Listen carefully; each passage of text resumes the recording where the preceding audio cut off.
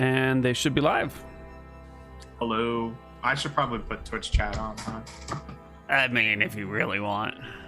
Who cares It about seems it? like a good idea. This is a Has conversation. anybody ever gotten piece, anything from Twitch chat, really? Stress, salt, mental illness. Oh, Jesus. Okay. Well, I guess. I guess I'll not come back to Twitch chat. I've been stressing and assaulting Neal this whole time, huh? Who knew?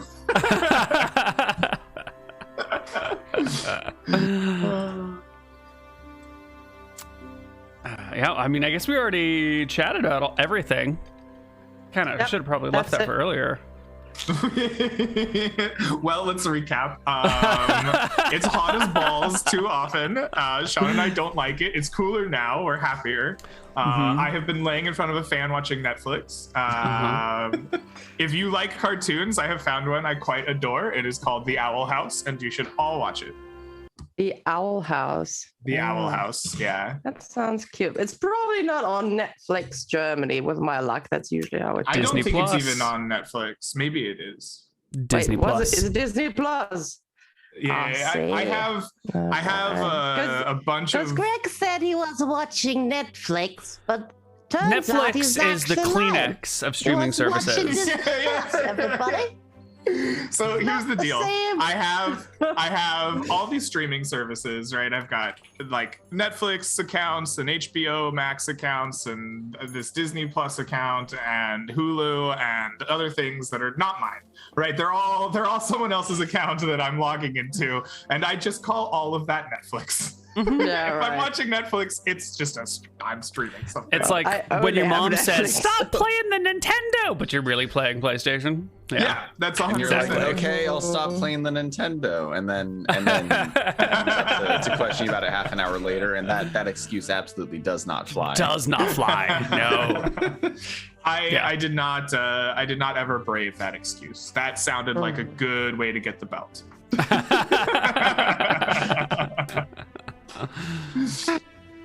Is Nick not coming today? Who knows with that man? Right. I think he was like streaming earlier. I think he was playing Hades. I think he thinks he's too cool for us now. He gets to hang out with Destiny Moon, so like we're not worth his time anymore. I mean, that's his loss. Wow, it's too small. Like, what a know. downgrade. That's see. just That is true. Yeah.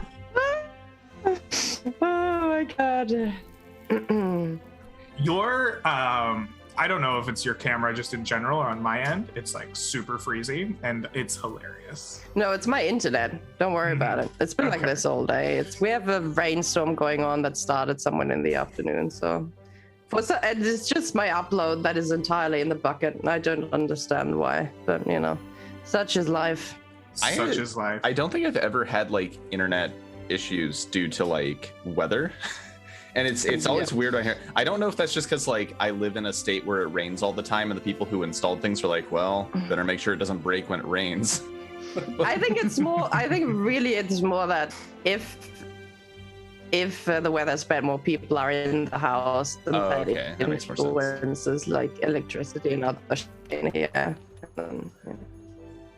but that's okay. If I disappear in between, I'm gonna come back. Don't worry about it. Good. So what's been up with you, Sean? Not a lot. I did character creation for the game that I'm starting last night, so that was good fun. Fun. What Nice. system are we talking here? RuneQuest. Mhm. Have you changed eras in your RuneQuest at all, or are you sticking? No, I'm sticking. There's a lot going on. Like there's a shocking amount you can do in that 120-year block of time. Have you moved locations at all? Like, are you Yes, in like we're like sort of. The same general area, but more like northern starter this time. So yeah, it's moved a little bit. Are you gonna make them do battles that have 19 decisions with no real idea of what your decision is actually having an effect on? No, that was last that was such a good campaign. time. Man, oh man, I gotta read about that before we stream it again, because 6 Ages has just been tilting me with its battles. Yeah, it's been tilting me too. I think that RuneQuest sounds a lot of fun. One of these days, I need to get a RuneQuest game together so that we can. I will. We can I'll tell you when the experience it starter together. set comes out, so you have your low cost way to try it. There we go. It just sounds so neat. It's such a like I don't know, like the all the details. I don't know really anything about the actual mechanics of the dice, but all the narrative and all the like fluff around it is so deliciously tasty. Like it's like 1.5 D&Ds of complexity, I'd say. The real pain in the ass is I don't think the book is particularly well formatted, which is unfortunate, but I've definitely had a lot of cases where I'm just like fighting, like I need to find a passage and I'm just like fighting with the book looking for the correct place to go to get it. Here's the real question. Is there a tabletop role-playing game book that is well formatted and is helpful? Because I'm not sure I found one. Shockingly, yes. Hackmaster actually has a good book. Like, I'll make fun of Hackmaster a lot because it it's a pain in the ass of a system, and it trends toward machoism and racism in terms of the characters that it encourages you to make, but their formatting is pretty kick-ass. Like I never struggled to find what I was looking for in that book. Nice. I think that's a win then. I mean, we got to chalk that up as good system then. Cause I think that's the only qualification. It's the only qualification. This is why all other tabletop RPGs are bad.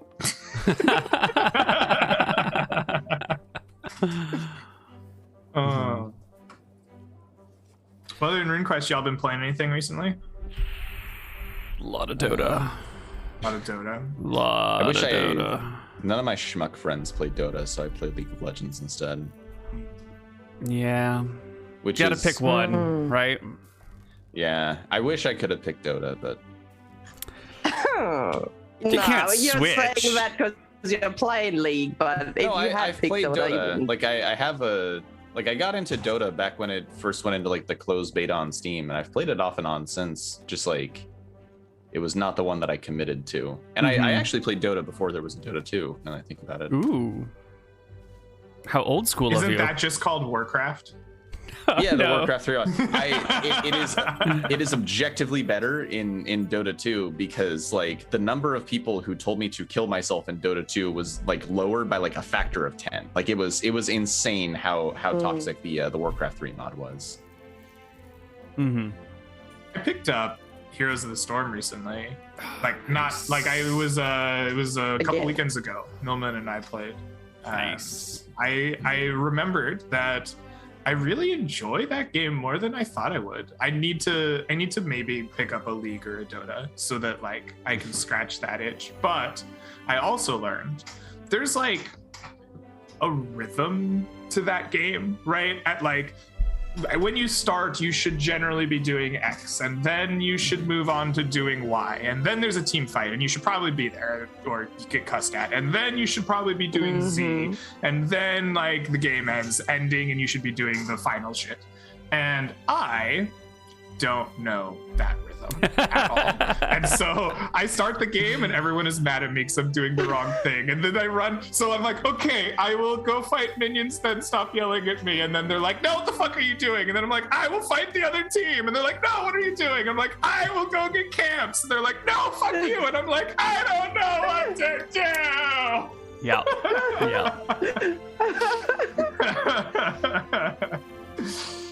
Yeah. That's my experience with those games. Yeah. Dota's the same, but worse because it drags on for an hour and your teammates are really opinionated. They're really into the game. I think Dota's easier though, or maybe this changed with like the big 7.0 stuff. But like my experience with Dota was, when in doubt, just go get more gold, just farm something. There's plenty of like good camps for you to get more gold from. You can safely go to a lane, do that. Like at a certain point, that falls off hard in a lot of other MOBAs like League of Legends and Heroes of the Storm. But in Dota, it's basically always good to farm. Yeah. That's true. Yeah.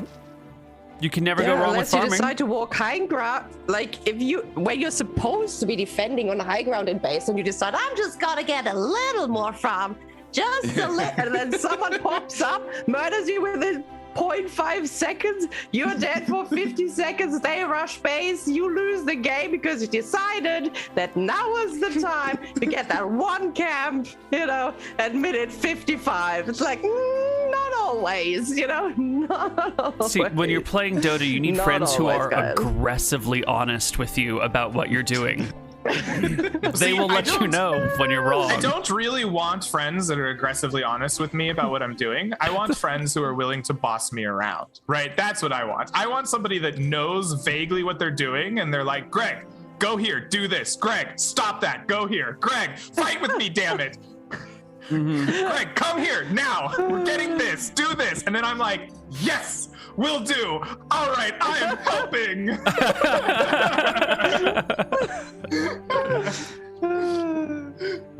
I just want to be told what to do, right? Yeah, I want to be helped. Greg is not team captain.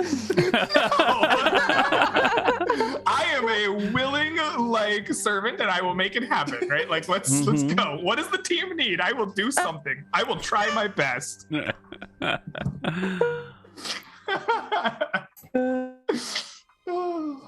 Look, it's like if you went and played basketball with me and you were just fucking off on defense. I'd tell you what to do, right? Mm-hmm. I wouldn't be like, oh, look at this loser over here, not coming over to help on the screen. What a bitch. No, I'd be like, yo, slide over, let's go. Are you telling me I shouldn't be standing directly underneath the basket? Probably all the not. time? Really? Probably not. No. But that's where the ball goes. That's the best spot to catch it.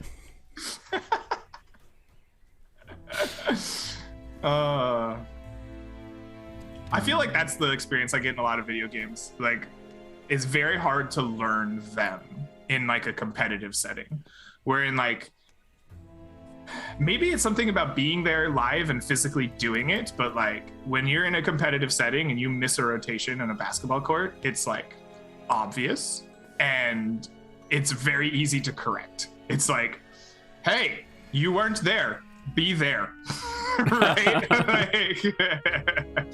And in a game like Heroes, it's hey, you weren't there, fuck you. Also, where was there?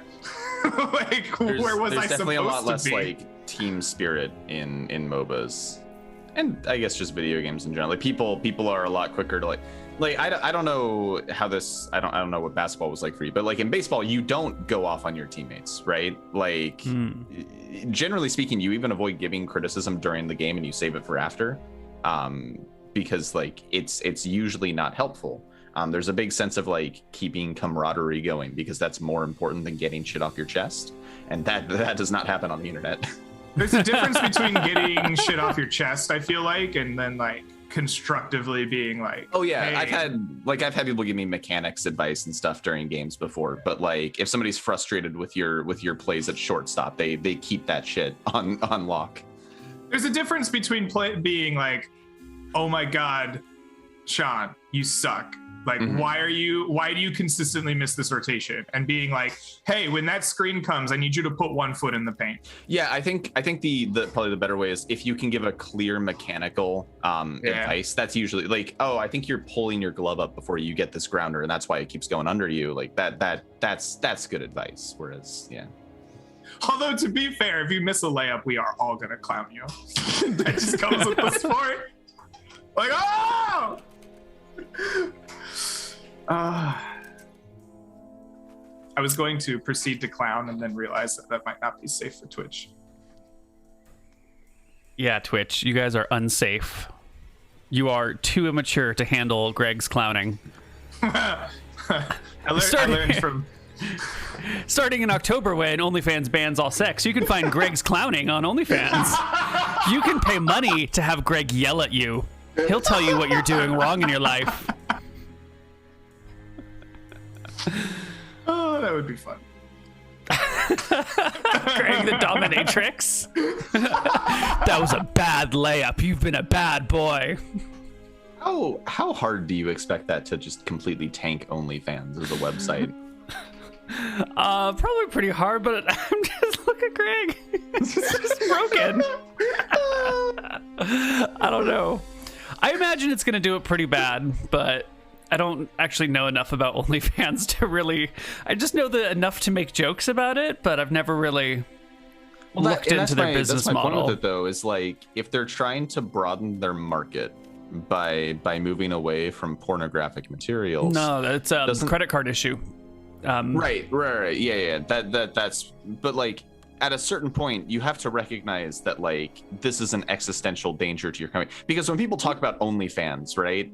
Like in common terminology, people are like, oh, the porn site, right? That's everybody associates it with that. Unless they're going to completely rebrand their site, like name and image, I don't see how they're going to survive. Yep, they might tank. They might die. So here's my question, because I actually don't know very much about OnlyFans at all. But like, is it actual porn or is it just like nudie photos? Because like both. I think it's the nudie photos were okay. It is both, and it depends on the creator. And I believe they're not banning like nude photos, but they're banning full-on sexual content. Yeah. I think there's been an issue with credit card companies where they don't want to be seen like teaming up with people who produce questionable adult content. Because you have a handful of like part of the issue is you also have like Christian advocacy groups that are trying to conflate any sort of like commercial sexual content with like sex trafficking. And then they take that to these Jesus Christ. Oh yeah, sorry. Yeah, you came back to the right spot. Welcome back. Are we all talking about how our OnlyFans accounts are going? Okay.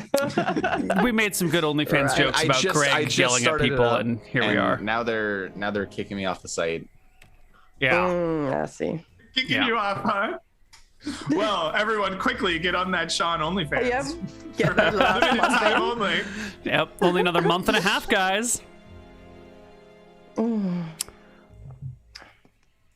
know what's disappointing about them losing their sexual content is now it's less funny to like ironically like joke about OnlyFans having wholesome content of some kind.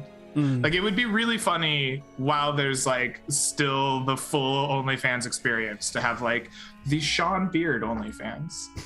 Come to see lovely pictures of me combing my beard, right? Like that would be super funny. But if they ban all the other stuff, then that becomes less entertaining.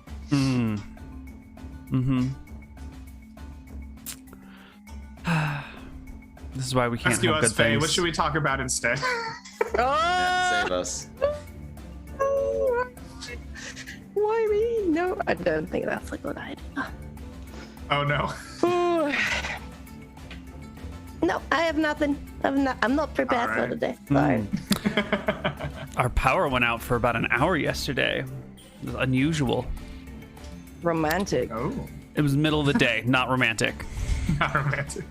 Also, our cat has figured out how to open the refrigerator and does so in the middle of the night and then leaves it open for the rest of the night. Doesn't close it again. The bastard. I'm pretty sure you can get locks for that. I'm pretty sure that's like a known issue and you can get locks for that. We've just discovered this morning because yesterday morning, Lauren came up to me and was like, Neal, I think you left the refrigerator open in the middle of the night. You must have gotten something and just didn't close enough because it takes a little bit of force to get to shut all the way. And it's very possible that I just like kind of, pushed it shut and walked away and it didn't close all the way. But this morning it was open again. We're pretty certain it's the cat. And that is my story. I hope that was entertaining, everybody. Strategy. Yeah. There you go. No, blame the cat. Blame the cat. Very good, everyone. It was definitely the cat. Shows I'm always Neal fascinated when I slinking to hear the about, fridge. I'm Must always have just been amazed. the cat. I hear all these stories of people's cats misbehaving, and like I grew up with like 3 to 4 cats in the house at a time, and like we never had any of those problems. Never had any of those problems. And like I know there's one where people have to like turn the toilet paper roll the other way around because otherwise the cats will like roll it and just unravel the whole thing. Yeah, I haven't had that issue. No. I'm just covered in countless bites and scratches all the time, constantly healing from some wound. We did have a big fat nasty cat. We did have one of those. Ugh. dogs, man. Just get dogs. Better. And cats are much better than dogs. Not even. Different animal for a different purpose, you know. It's hard to say one is objectively better than the other unless you have a specific goal in mind for them. Or taste. I have What is nothing the- but vitriol for cats. What is the goal of getting a cat, though? To It is be Purpose, enslaved by like, them and What hunted is your entire the life. purpose It's of a cat? low maintenance pet that is There, highly yeah. intelligent, but also like kind of small. Unless they keep the fridge open at night. But it's Yeah, kind real of small. smart cats. It's not going to get in the way very often. They have a very specific purpose and a very specific vibe. We're using this word again. There's a good vibe around the cat, you know? And if you want that cat vibe, then they're great for it. But sometimes you want like a bigger creature who's more energetic and actually is happy to see you all the time and wants to hang out with you and enjoys your affection. In which Yeah. case you might want a dog. Yeah. Yeah, or a boyfriend. I'm not saying a boyfriend is like a dog. I'm just saying if you go backwards and listen to what Neal just said, that sounds more like if you're trying to get a romantic partner who's happy to see you and loves spending time with you, you know, then you should get a dog, which is not the answer to all of these things, okay? It's just partly. You also need to want the dog vibes, otherwise you might be looking for the wrong thing, you know? Guess we'll just go out and get a boyfriend. Wow. Or girlfriend, you know, depending. Sure. Never mind. I will swallow that one. I had it described, like a friend described to me why he preferred dogs. It was like, I feel like my dog would try to rescue me from a burning building, but a cat yeah. would just like look at me and then you know walk outside and you know save itself. And I remember hearing that thinking like, is that supposed to endear the dog to me? Like the cat's much smarter, man. The cat knows where the wind is blowing, is what I'm hearing. The cat started the fire in the first place. That's the issue. Hey, you know what? If my cat manages to take me out, it's earned it.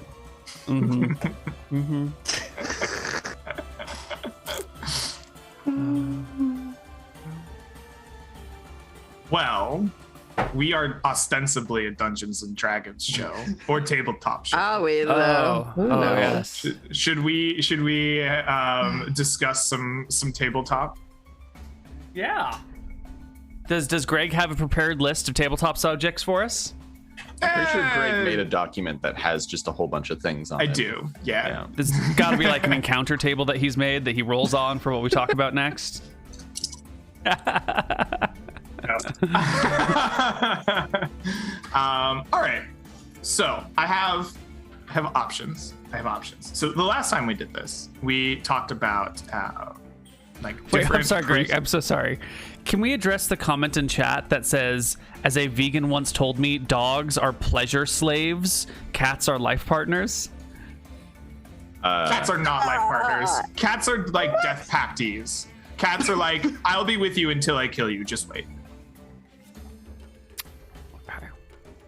I thought that comment needed a little bit of attention, but apparently it's not as worth it as I thought. Sorry to interrupt. But we're definitely quoting it. Only part of it, out of context. I have such like outright hatred for all cats. Like this is just not a conversation I am equipped for. I actually do have something I want to address real quick because someone is wrong on the internet, and it's not me this time, so I have to point it out. All right. So on one of the chit chats, I stumbled over a comment. Yeah, I'm going to read out the first part because the rest of it is longer. Sorry, it starts out. Let's go. Sorry, but Anna is wrong about clerics and paladins. Remember when we had that discussion? And that person doesn't say, I disagree. They say I'm wrong, right? Which is a factual thing, right? It's not like I don't value your opinion. I'm straight up wrong. The paladins are the holy warriors, while clerics only wear armor and carry weapons just in case they need to fight. Maduda, please go to the player's handbook or the DMG and read the part where clerics are being compared to like the round table of Camelot on the search for the Holy Grail, right? And groups akin to like the like, what do you call them? Like, you know, knights and stuff going out conquering things. Because there's a whole page about this part, which I didn't bother to link, you know. But like there is, but she could have. Just know that she could have. I just like calling out people on their bullshit straight up because they're sitting there having a fucking heart attack because I actually read that shit. I'm just saying. The cleric class is similar to certain religious orders of knighthood in the Middle Ages, the Teutonic Knights, the Knights Templar, the Hospitallers. These orders combined military and religious training with a code of protection and service. Members were trained as knights and devote themselves to the service of the church. Blah, blah, blah. Clerics are sturdy soldiers. Yeah, you're welcome. So just in case anybody wants to call me wrong again, maybe you bring some evidence next time, right? Quote it then in the comments. I want to have the quote in, and then I want to have the link to where I need to look it up, right? And then we can have a proper discussion. But don't tell me I'm wrong if you're just disagreeing. That's a different thing, you know? You may disagree, but like there are facts that point slightly towards the fact that clerics might be, you know, warrior inclined. So boom, destroyed with facts and logic. TED Talk. I'm out. Okay, next topic. So somebody can we clip this out for Neal and he can upload it with like a catchy thumbnail and be like, yeah. Faye destroys chatter with facts and logic. We'll get 1 billion views. Oh god. I just want to mention I did read that, you know, and I don't think I'm wrong, you know. So yeah, I think you're quite right. We agree, Faye. I have been told that I'm wrong. The people in the chit chat comments can be pretty quick to be like, this person was wrong about this thing, and I've definitely had that before too. I mean, it's a chit chat. I'm wrong about shit all the time. Let's not lie about that. You know, I'm wrong all the time. But like, if you're telling me I'm wrong about a D&D fact that is like akin to a like that you can read in a book, you know, then just like quote the fucking thing. Give me the page you're referring to, and then we can have a discussion, right? Because otherwise, everything is just an opinion, and then you can't really be wrong about that in D&D at least. I feel like you can say the cleric shouldn't be, you know, because we have the paladin, and I like it better that the paladin fills this role. Like, that's fine. That's a discussion, right? But if you're like, that's wrong. No. Oh, here is the comment. I see it now.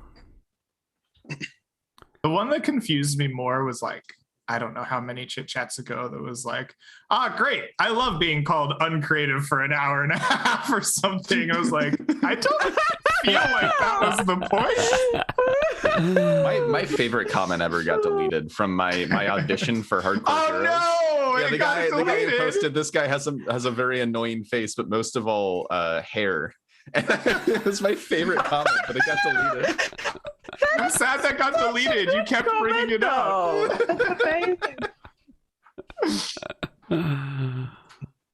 Nice. I loved the comment under my Nick solo session. There were good comments there. People felt very conflicted about it, and I think sometimes conflicting comments are more interesting than just everybody going, you know, like in the same direction, because then people will have discussions with each other and be like, someone was like, I don't want to, yeah, I know Faye knows best how to handle her character, but I think she was just straight up wrong. I'm like, okay, good. That's good. That's a good talk. No, I like that. That's always a pleasure. Though there are many lovely people as well under the like comments in general who are like, let's fucking go. Very exciting. So, Greg, what topics do you still have left over from when we did not cover them last time? Before we interrupt you again. Exactly. I want to point out Salamander's Twitch comment because this is amazing. The original poster of Sean's favorite comment must have realized that it gave you pleasure and removed it to slight your annoying beard and hair. Yeah, exactly. This is the new headcanon. I love it. Oh my god, yeah. You had him twice, right? Very good. All right, so we could continue said discussion of priests and like we we're done. No, Yeah. but like in a different context, right? So we Okay. discussed favorite builds and things, what makes a good priest, right? Your favorite ways to build them. We could do that for a different class, even not a 2E class if you were so inclined. Whoa. I know that would be dude. a little bit extreme. Yeah. Please roll it down a little. The other thing that I think would be might be interesting is a discussion of like intelligent items, intelligent equipment and weapons and how to handle them and what to do with them. Because I've always found them to be an oddity in gaming that often get kind of swept to the side. It might be an interesting discussion on ways to improve. Because then you gotta that. have like an extra NPC cruising around with the party, and if they're supposed to be intelligent weapons, they should probably be like extra intelligent or cool, or like, you know, somehow superior. But then you're giving like the players access to this thing that just wants to give them that they want information out of and should know things, and think it's going to be like their servant or their slave. But an intelligent weapon should sort of have its own personality. But how can it really? They're messy, man. They're really messy. Neal, I'm gonna tell you right now that you don't have to do all that. My player's favorite intelligent weapon that I ever made, I like made it up on the spot. It was a mace called Rock, and it was the dumbest fucking intelligent weapon that I had ever made. I didn't know anything. That's still just pretty really liked to hit intelligent for a things. weapon. The kind of guy That's who'd true, taken yeah. many, like hundreds of blows to the head. And that was my player's favorite intelligent weapon ever. They loved Rock. That was. What did Rock say? Tell me. Speak with Rock's voice for me. Oh God, no! I can't do the voice anymore. It was. You don't need his voice, but I meant like not his like how would he speak? Not like the intonation, but the language choice. You know, how should we approach the situation? And Rock shouting like, "Smack him! Smack him!"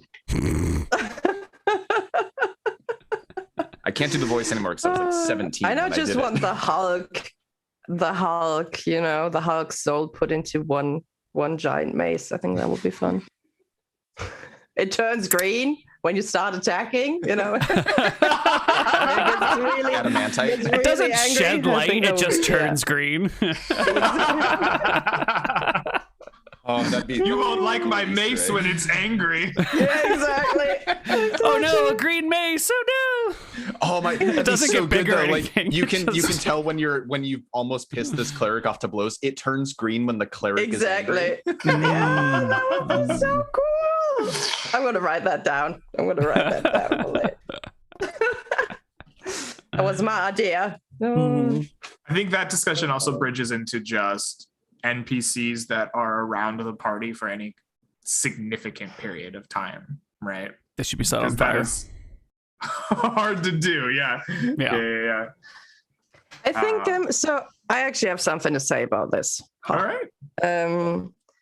I think that bonding with an NPC or an item, like the responsibility for that only lies partially with the DM.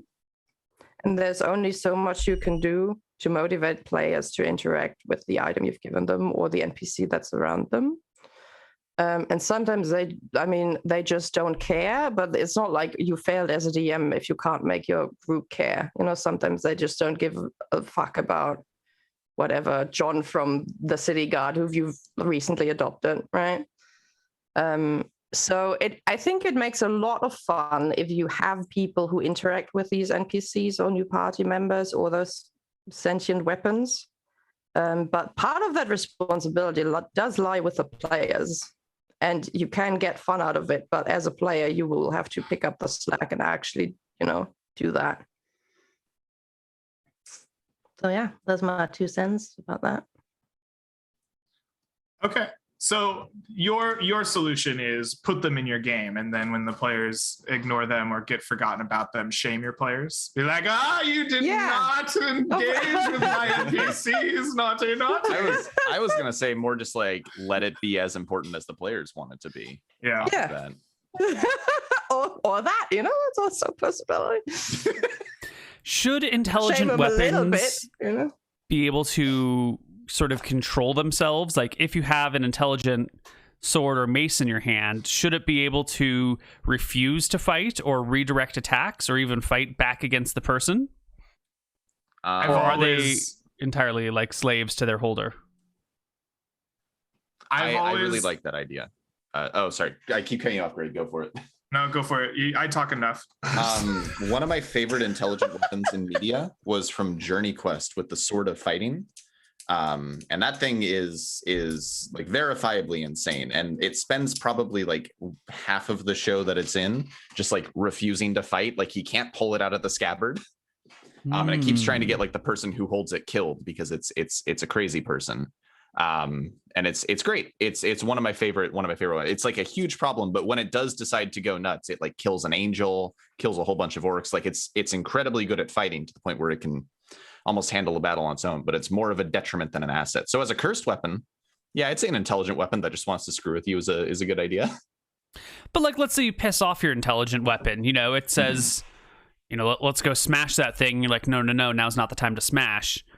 How do you feel about a weapon just like outright refusing? Or I think 5th edition has a rule for that, actually. Like items have like egos, and they can try and take over the person who holds them if they want. Yeah, there's a whole section on ego items that I can't remember. Yeah, I think it's like your charisma versus the ego of the item or something like that.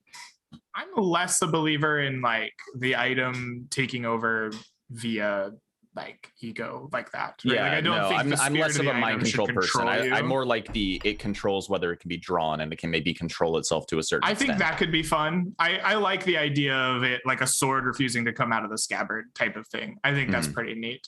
The way I've handled it in the past is if you do something that the intelligent sword doesn't like, it just turns off its magical abilities. It's like, swing my hunk of metal body around. You're not getting that +3, bitch, and I'm sure as hell not searing that. Yeah. Swing my dull metal hunk around. I bet you had sharpened me. I mean, I think I really like it. I think one of the problems with sentient weapons is that they take up time, right? I think they shouldn't take up too much time because they are a fun feature. Obviously, they take up time when you acquire them and when you get rid of them, and then some a little bit in between. But I don't think you should need to mess with them every single fight for like 10 minutes, where it's like, you know, I don't know if I'm going to be drawn or not. So sometimes like you can RP that. I think if you decide at the beginning of combat whether the weapon wants to fight or not, I think that's a fun little gimmick. Takes about 1 or 2 minutes, right? You can have the person interact with the weapon, and then you're done with it. And maybe the weapon makes one or two dumb comments during fight. And then, you know, that's enough personality put in there for the rest of the combat. I don't think, like, for example, I wouldn't like a mechanic that is every single fight, every single time you attack somebody, you need to roll whether like a persuasion check to figure out whether the weapon wants to attack or not, because then that gets messy, right? But if you do a little sequence at the beginning of the combat to try to decide whether the weapon wants to fight or not, I think that would be fun. So I'm looking at the ego item table for 2nd edition, which has been a long time since I've read this, and here it's talking about weapons having personality scores, and a person's personality scores their intelligence plus their charisma plus their experience level, and it goes down as they get injured. But the golden part here is whenever a personality conflict occurs between weapon and wielder, the weapon will resist the character's desires and demand concessions such as, and it gives you a list of things that, like, if it beats your personality score on an opposed roll, it might demand. So your weapon might demand the removal of associates, henchmen, hirelings, or creatures of alignment or personality distasteful for the weapon. Or it might demand the character divest themselves of all other magic weapons. Or it might demand obedience from the character so that the weapon can lead the expedition for its own purposes, which I dig. It might demand immediate seeking out and slaying of all creatures hateful to the weapon. which is just an incrustation of a pommel hilt, scabbard, baldic, or belt with gems in a special container made for precious substances for its safekeeping. Yeah. Like, make me a magic box or like a fancy box to put my stuff I in. like the idea of it being like, polish my hilt and give me gems. I want to be shiny. I like that too. That's nice. Magical protections and devices to protect it from molestation when not in use. That the character pay it handsomely for all its abilities and powers the weapon is called upon to exercise in behalf of its possessor.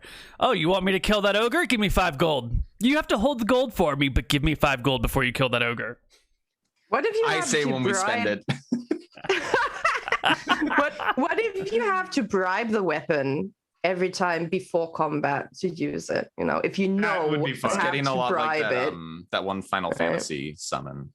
Yojimbo. Yeah, Yojimbo. Yeah. What if you have a Yojimbo weapon? That would be Oh my fun. god, that'd be so great if it had like tiers of abilities, and you had to like bribe it, and it would decide whether or not that bribe was enough for which And tier. just before you fight the big bad evil guy, you turn like, you know, towards the other fighter in the party. You're just like, well, I guess you have to die, so my weapon is OP, and you just murder your companion, and your weapon is like a plus 10 200 sword. You're like, oh, that would totally worth it. Oh, the infighting, that would be amazing. Don't actually do that, but it sounds like it sounds really fun. Make it to level 16 only to get murdered by your best friend because he needs your soul for his weapon. Oh man, that would be something.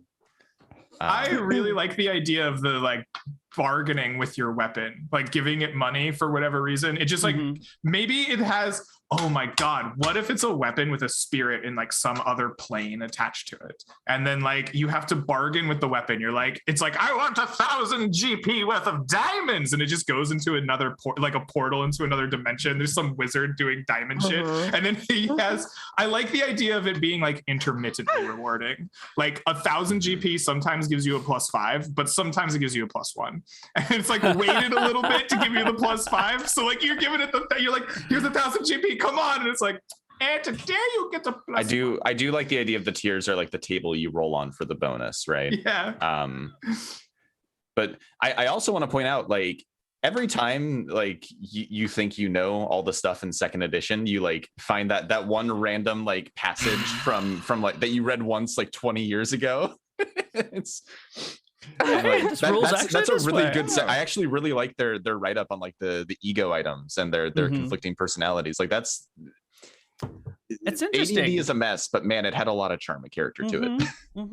Anytime the personality score of a weapon exceeds the personality score of the character who possesses it, the weapon will dominate its possessor and can force any or all of the above demands, the ones we talked about earlier, or actually cause any of the following actions: force its possessor into combat, refuse to strike opponents, strike at the wielder or his associates, force its possessor to surrender to an opponent, or cause itself to drop from the character's grasp. These are pretty legit. I think the thing that Anna brought up earlier, though, is important, right? Like the if you're making that check consistently, like throughout battles, or like it's coming up a lot, that would slow down the game to a kind of pace that I don't like. Yeah, I think that you definitely want, if you're going to use that mechanic, like that's you've added a whole like dice roll to a game that already has a ton of dice rolls. I think the personality conflicts are like when you start doing things to piss off the weapon in the first place, right? Yeah, it's when a weapon possesses unusual characteristics, it has a personality, which is rated by combining its intelligence and ego scores. The weapon will, of course, be absolutely true to its alignment, and if the character who possesses the weapon is not, personality conflicts will occur. And then it's like, here's how you make the determination, and then occasionally you make rolls when there is an actual conflict. But I think if you have to do it every time, it would get messy, you know, unless you can find a way to sort of automate it. Like, okay, I agree to pay the sword a gold every time I swing it in combat, and I have to keep track of all my attacks to... But I think you would have to leave it for... Go ahead. With the paying the sword, right? There's another interesting mechanic that you can tag onto that, because a sword obviously can't use the gold, right?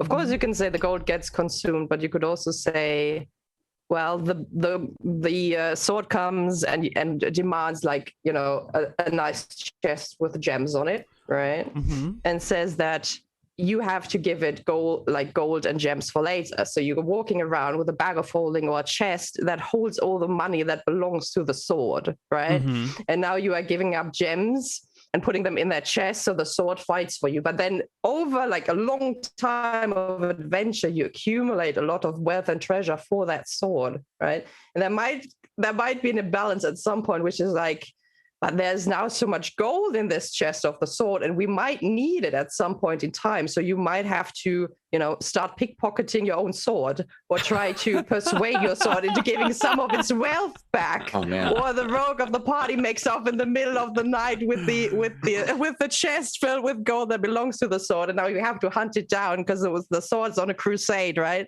You can make up a whole quest line out of sentient weapons, I think.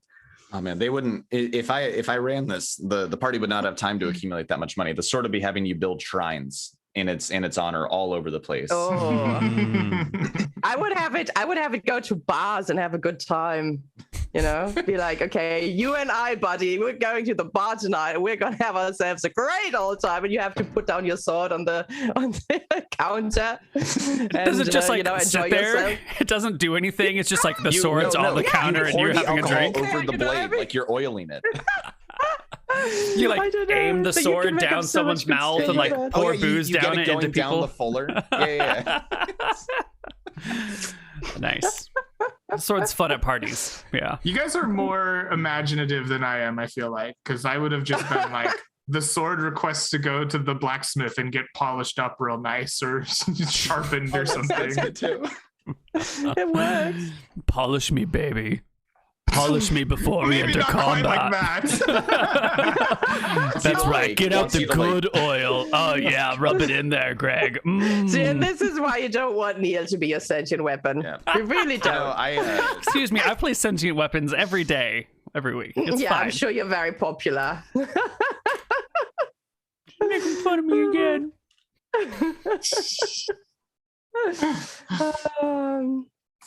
I think there was one game, I can't remember which one it was. Was that in Baldur's Gate? I think there's one game where the sentient weapon is also really depressed all the time. I think that is quite funny as well. Sounds familiar.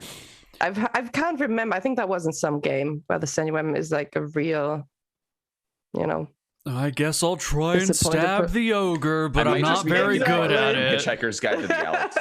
Hitchhiker's Guide. I didn't have that. We had this discussion before. We did it wrong the last time. It's Marvin, right? Yes. Marvin. Yes, I'm just going to wait till Marvin is the depressor. Yeah, in Hitchhiker's Guide. Yeah. Okay.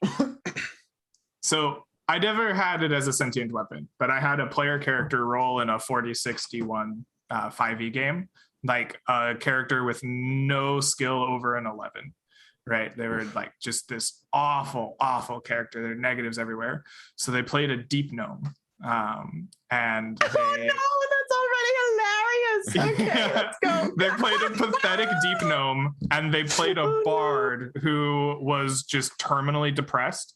And the bard didn't, he was Marvin the paranoid android with the point of view gun. Right? Like the bard was always trying to convince whatever threat or thing was attacking the party that it's just not worth it. Just give up. Life's a pain. And he would use all his bard skills to try to just make enemies give up. And it was one of the best characters I've ever had in one of my games. That sounds really fun. Nice. That sounds like a lot of fun. I had somebody run a different system once, and they in that game you can like roll on a like personal injury table, and it has like basically different health problems, but you get bonuses for taking them. And one of his players rolled on it and got a missing arm, and then they rolled on it a second time and got missing arm again. So they started the game with no arms. Oh my god! And everyone was saying like, just remake your character. And I was like, no, this is who I want to be. So this character but the flesh wound. I think the only thing they did the entire time was when they got into a fight, they tried kicking people, and it did not work very well. Wow. This is when you need to get that like knife in the heel of the boot strat. Lots of donkey kicks. Do that Naruto thing where he picks up the knife with his foot and then just throws it.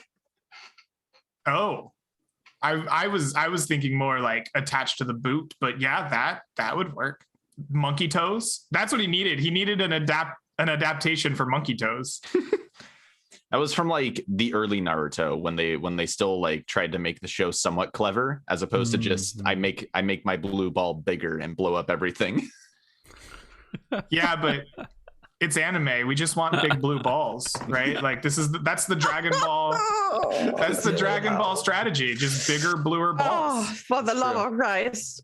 Can we quote that? We just want big blue balls. Can we just put that in the quotes? Okay, thank you.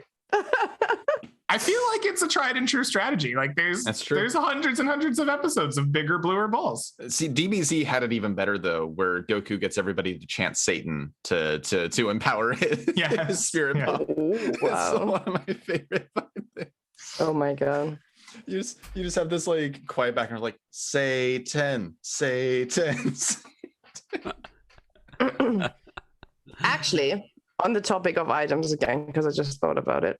Have you guys so there are certain D&D moments, at least in, like when you play D&D, there are certain things that come up after a long time. Have you guys ever drawn from a deck of many or had a really rare D&D item moment? I always curate my deck of many. I have given out 3 deck of minis, but I have always given them out in such a context as like another user or entity or something has pulled the cards that I don't want the party to have access to. Out of the deck. Yeah. Mm-hmm. So the have only you ever things... pulled from a deck yourself? No. Like as a player? Yeah, maybe. I don't know. My level 20th bard when we were sieging Mount Olympus pulled magic items out of a hat, basically, or like magic effects out of a hat. But I don't know if they were a deck of many things or not. I have used the deck of many things once, and it can do things. Well, what did it do to you? Broke the campaign. Mm-hmm. Oh, yeah. Wow. In which way did it break the campaign? Because that's a easy feat for a deck. They got off like thieves from that deck of many things. They got all kinds of crazy powers out of it. Oh, in that way it did break the game. Okay, I thought somebody did draw banished. death, but by that point they were so laden with like overpoweredness that they defeated death. So they all did that. So they drew several times from the deck. Yes, they just kept on going. Mm-hmm. Nobody drawed the one that sent their soul to hell, unfortunately. So. Unfortunately, at that point it was like I got to get something here, but they just made off like thieves off that deck. Right. Like when they killed death, I was like, oh no, I've made a horrible mistake. Oh, I can see that. Okay, Neal, what about you? Have you ever used a deck of many in any campaign? Been a long time. I learned the lesson of the deck of many things the hard way a million years ago when I was but a wee lad. And we played with the deck of many things a few times. And then it was like, cool, this item ruins games. Never again. And I never picked it up again. I feel like you're not going to get very many good deck of many things stories because they're either going to be like, when I was 14, I put one in my game and it was horrible, right? Or you're going to get like, go ahead, Greg. Sorry, I'm shutting up. Or you're gonna get the like, I read on a forum that the deck of many things is fucked up, so I heavily curated it or never used it, right? Mm-hmm. I think it might be more interesting to be like, what seemingly mundane, not a problem item actually broke your campaign and was horrible, and you never want to see it again. And I think that's why the deck of many things isn't that interesting, is like it's so powerful and so swingy that it's like I killed off 3-player characters or I broke my entire game are like common outcomes from the deck of many things. That's not interesting. When you get the thing that says like game's broke and everybody go home, that's not an interesting story. But the like I gave my characters a bucket and they figured out how to use it to fly. That's they brought Skyrim into your game world, and that's pretty impressive. Yeah, that is, I'm just bringing it up because I think that there are some fabled creatures and items in D&D that if you play D&D, you know about and hear about, right? Like the deck of many things, like beholders. I always wanted to fight a dragon turtle. I think that's what they're called, right? So like, or when you get your first wish spell, right? Like things like that. And it doesn't mean that it's always that interesting, but sometimes you know that these are important things in D&D, and it's great when you encounter them. And I'm bringing them up because I've drawn from my first deck of many things ever. Oh yeah. Last week Sunday, in 5e. Unfortunately, would have loved to try it, but you know, it is what it is. And I've actually drawn the Vizier. I rolled a nat 1, which is good though, because that is a card that lets you obtain one ultimate truth about the world you're in. You can ask the DM one question and they have to answer it to the full extent and truthfully. And for somebody like me who likes to keep notes and is in general very interested in worlds, that is a golden ticket, right? Because gods will fuck with you if you try to commune with them and stuff like that, and they'll be like wishy-washy and everything. Even legend lore is not as great most of the time, but if you can be like, okay, I want to know the absolute truth about this thing, that is a great asset to have. I'm really excited about it. Haven't used it yet, but I'll probably use it to figure out where the Book of Demons is that holds all the gods in their plane, so I can unleash them and then rain hell upon earth. That's the current plan. But is to destroy the world? No. So I am in a campaign where every thousands of years the gods purge the earth and start over. Basically what they do is they use humanity. Credit goes to Eyesight, by the way, if you ever want to, I'm not running this. Credit goes to Eyesight for this one. So the gods use humans pretty much as a battery for their power, right? But at some point, humans get too powerful and too cocky, and they need to be decimated in size. So every 1,000 years, there's like the big reckoning, and they come down upon the Earth or whatever you want to call the planet, and then murder about 3/4 of the population, and then you start over again. And then right now we're in a situation where our characters are trying to prevent that. So what we're doing is we're trying to find the gods that are banished because they were they were not part of the group that want to do that to humanity, so they were banished by the other gods, and we're trying to unleash those people, and they're currently in the abyssal plane, bound by a large golden book, so we're trying to go to that plane and unleash the other gods so they help us fight the old gods and stuff. It's a very high level campaign, the highest level I've probably played, so I think of 15 or something. So yeah, so I'll probably use that question for something related to that, because I don't know my way around the abyssal plane, but that was very cool card to draw. That was pretty interesting. Yeah. Okay, but if we're not talking about the real big items, what is the coolest small D&D item, and we're not talking about bags of holding, that you've acquired either as a DM or as a player?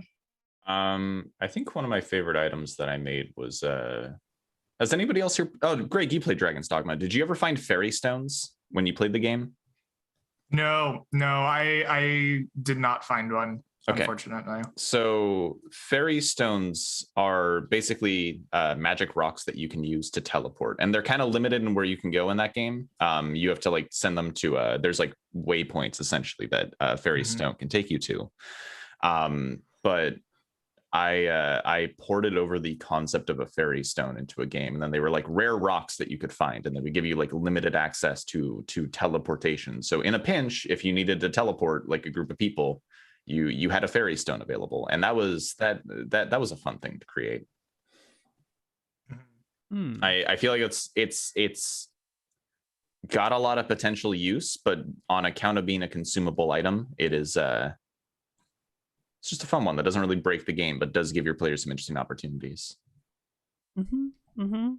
it sounds like the Babylon candles that I've been using, which I also really enjoy. You know, consumable teleportation devices with a little thing thrown in there for things to maybe go wrong if you want, and sort of you got to focus on the area you want to go to. And if someone's not focusing on it for some reason, which you can either just declare or demand your players roll for, you can kind of like, you end up over here instead or over there instead. Right. I dig the consumable teleportation devices a lot. I don't have a lot of cool magic items. I feel like I have like very basic magic items. That's fair. I'm in that boat too. Like I give out a lot of like potions and scrolls and one-time devices that destroy themselves. And I think that's kind of fun. I can be like, I'll just look through spells or specific features and be like, here's an egg, you crack it, and then the spell comes out, right? Like, I don't know. I think that I often find a lot of the like really basic things to be really cool. Like I like immovable rods, man. Oh yeah. Like an immovable rod can solve a lot of problems. I don't know.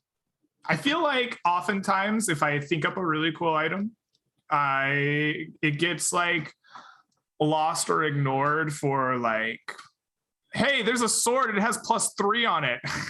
Right? Like I think all my players want just like weapons. They want weapons that kill things. And so I try to make cool weapons that have like features to them. Like, all right, it's a weapon that every time you kill something with it during the day gets an additional plus. But then like, that's not good because it starts at +0. So my players don't use it. They use like other things instead. I don't know. I feel like I struggle to give players cool items that they will actually use, you know? I like movable and then rods. when I They're do so give them an strong. item that they use, it's because they've somehow found a way to break it. They're like, this ever smoking bottle you've got here, let me ruin your campaign.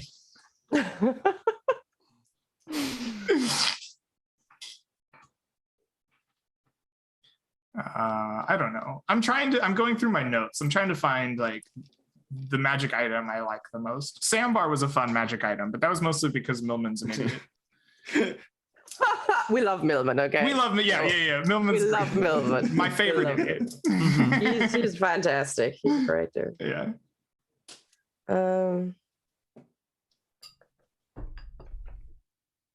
Yeah. I don't do much with magic items either. I've given out so many wands and nobody ever uses them. No one uses Nobody wands. uses No one will wands. ever use a wand. I've used wands on my 5e bard a lot because Nice. it was a wand of stalagmites that you can just shoot. You don't have to roll a hit; they automatically hit. So they're like magic missiles. But you know, that was really nice. I used that for a long time. Do you fire out like giant pieces of limestone at people? Yup. As a bard, that's quite funny. Wait, are you talking like you're hurling like 80 pounds of rock at someone, or? Well, it's a wand, right? I'm like pointing and then it crashes in. Yeah. Like, how much damage was it? I think it was 2d12. So. Oh my god. It was pretty good. It's pretty good. Yeah, you know, when talking fails, you just throw stalagmite. Yeah. Ooh, That's my actually, suggestion. one of my favorite items is what is it? It's called the Cloak of Plenty, I think. It provides like within it there are rations and food for up to like 5 people, and it keeps the one person who's wearing it like always warm and cozy. And that way you never have to track rations ever again, because someone's got a cloak that just produces magic food for a party and then a little extra, and you're done. Solves all of your bullshit ration tracking problems. Oh, you got your cloak? You can feed yourself. No worry about it. I like it. I think one of my favorites. I'm of the opinion that games should either be about the tracking of things like that. Like the fun of the game comes from making that decision beforehand and traveling from place to place and holding it, or ignores it entirely. Where it's like, I don't care if you brought rations or not. we're moving on.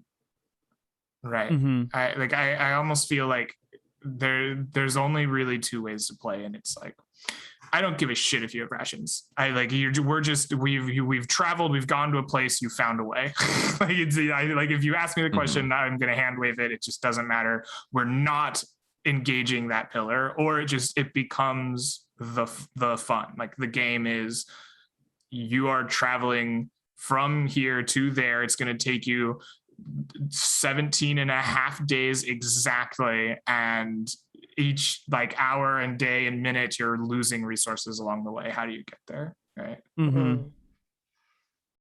Well, I think it depends on the game you want to run, and it also depends on the players that you have. I have a player in my group he's pretty much the pack mule of the group. This man carries everything. Like, he will look through the equipment sheet and will go, do we need pittons? Do we need crowbars? Do we need tinder? Like, he will know all the little, he's like, oh, I will carry one piece of chalk, everything. He has all the belaying pin. I got that shit, He will take something of everything. And then his D&D game consists out of coming up with solutions that entail these items that he carries with him. So if you are like, well, you can just have, for example, maybe not rations, but if you're like, yeah, you carry rope, that's fine. You can have the rope, I think that those are two different things, right? They are. I'm saying they are. The small items that you are going to use to dungeoneer, I think, are important because they offer you additional tools to problem solve.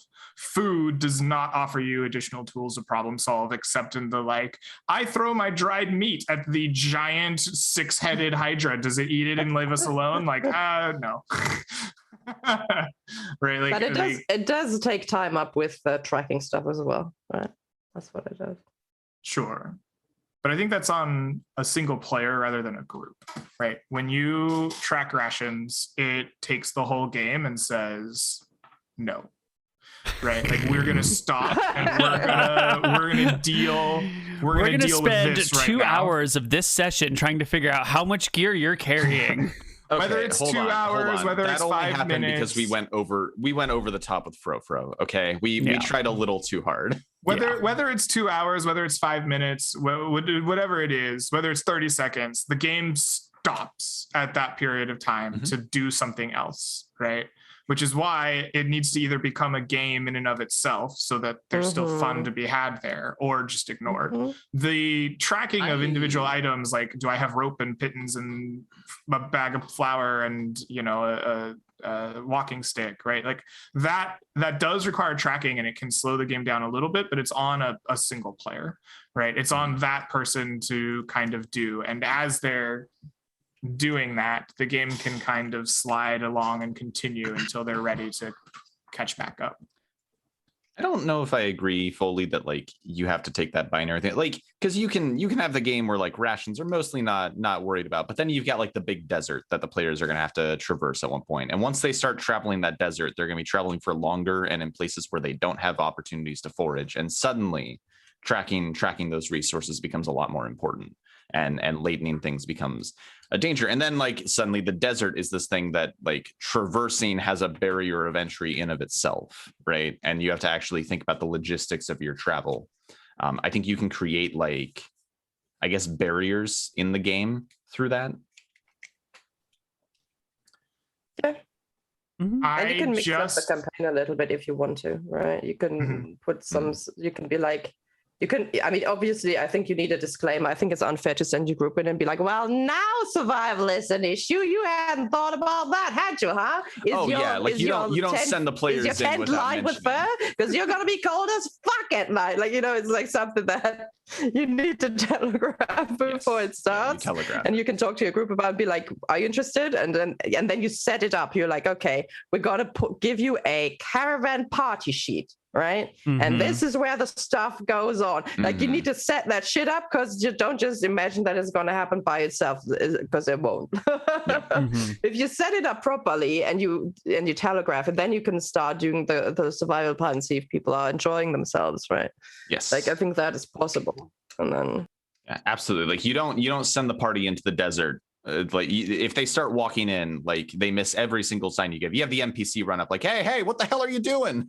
You're gonna get yourselves killed in there. Like you gotta, yeah. We murder him and we loot his body. Okay, thanks. Sounds like you guys don't have water in the desert. Yeah, exactly. It's like, oh, I guess you did. Roll your character.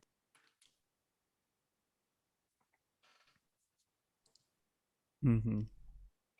Still looking to find a cool magic item that I've given a party. One of my favorites when we played King of Dragon Pass, Greg, I really liked the bull roar that we found. The bull roar. I don't think we ever used it. I think we gifted it away immediately. Yeah, I was gonna say I remember a lot of magic items from Dragon Pass, but I don't remember that one. It was the bull roar, which when you use it, it frightens horses. So you could use it to like break a cavalry charge or like scare away cavalry from like trying to flank you. I liked it. It was a really cool item. That is a neat item. The downside of that is it doesn't really. Dungeons and Dragons specifically is not a game that lends itself well to mass cavalry charges. No, Right? it's So, definitely like, not a D&D thing. The use case of a bull roar in tabletop games is slightly limited unless you're playing very specifically in kind of like on a scale. A game with of, mounted combat rules. Yeah, a scale of like many people on horses, and I don't see a ton of those. I don't know if you need to like that scale, because like even if the enemy has one person on a horse, you can still fuck that person over by frightening off the horse. I suppose, but then it feels very edge casey to me. That's true. But yeah, it's a cool item. I like it too. I like a lot of items in video games. Like there's a mechanic, and I'm going to use it in D&D at some point from Slay the Spire that I think is really cool.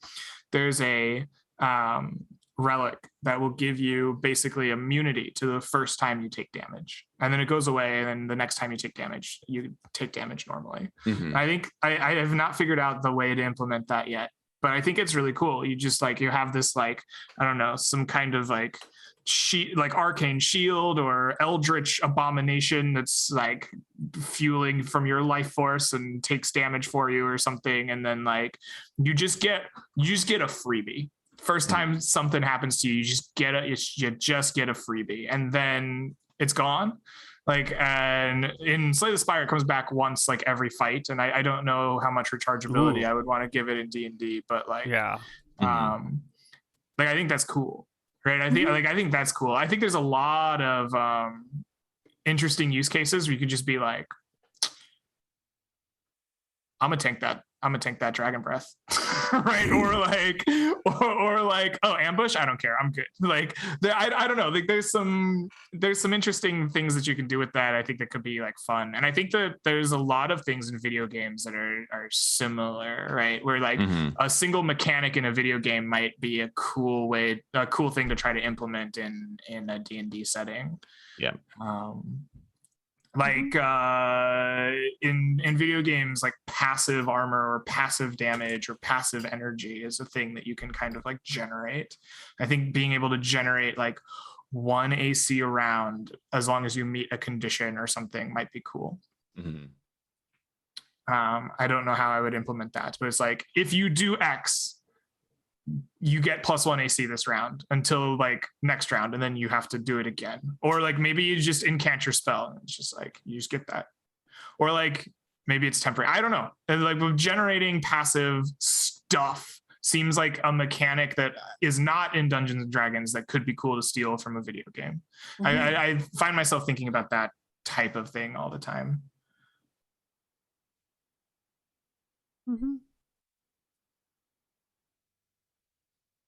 I also like things that scale up. I don't know how you would do that in D&D, but like starting at 0 and going up. I keep trying to give people items that will scale. I give them daggers. Maybe I don't need to give them daggers. I need to give them like magic +5 swords, and then they'll use it. But like, I keep giving people daggers. I keep giving people daggers that like as they use them, they scale up, right? Like as they kill things. The first dagger I ever gave was if you spend your own pool of hit dice in 5e as damage, you can charge the dagger. Like it drinks your blood up to the number of hit dice, right? And then like it's a the number of hit dice you spent weapon. And I thought that was so fucking cool. It's like, oh, you could just stab yourself and get +4 on a weapon. Like, let's go. And then it got used like once. And then then I gave a dagger that like every day it starts at 0. But then if you kill a creature, any creature, like it gains +1. And then if you kill a creature, it gains +1, right? Like you can like go around, like the more it kills, the more it scales up, right? And no one uses that either.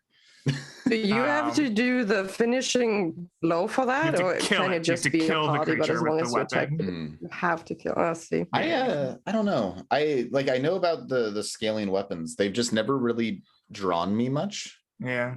Maybe I need to give like scaling AC. It's like every time you get hit, you get +1 AC. It's like the armor of, oh shit, my bad. It's a sentient armor. It's like, oh shit, I'm so sorry about that, homie. I'll get you a little better this time. It has the mail underneath, and it like slowly expands out to cover your limbs properly as you get hit more. It sounds like retail armor to me. The armor of retail, that's what that is. I would like to speak to the manager, +1. Like that's what happened.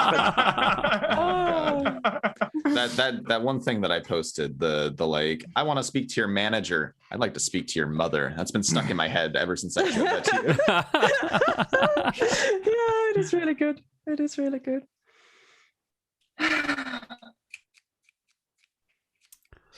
You know what item seems really cool and no one has ever used when I gave it to them, even though I think it should be like super duper broken? The bag of magic beans. I feel like the bag of magic beans is like potentially campaign breaking, and no one has ever used the bag of magic beans ever. What does it do? Tell us, Greg. Well, they usually turn into monsters and attack you. Oh, lovely. I wonder why you would not use that in an encounter. Okay, so here's the thing. If you plant and water and grow the beans from a bag of magic beans, they grow into monsters and attack you. But if somebody other than you pulls the beans out, they explode, which is great. So you can use them for explosives, but also you could just tend a garden of monsters, right? And then like you don't like, you could just GTFO, like you could just grow monsters in like the evil Duke's garden at night secretly, and then like, monster attack, evil Duke, looks like you got decapitated by a bean monster. Or you could like grow bean monsters and then save the day, be like, aha, great, Drexel has saved you from bean monsters, right? Like, I feel like they're so usable for other things. And then I think there's like in older editions, I think there's like a 1% chance they turn into a beanstalk.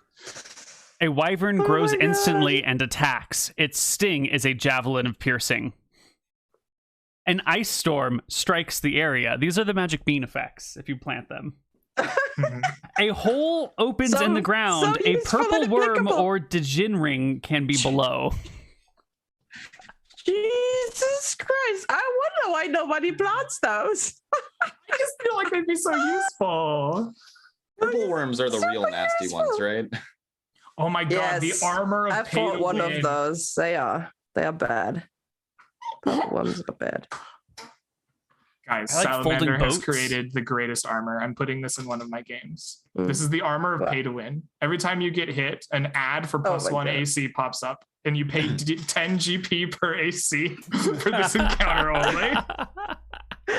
I feel like with this one, which was just talking about how do I make weapons or armor that drains the entire party goals, right? It's like, what do I do if I give my party too much wealth? Well, here's the answer. I think we're mostly weapons and armor that consume gold. You're welcome.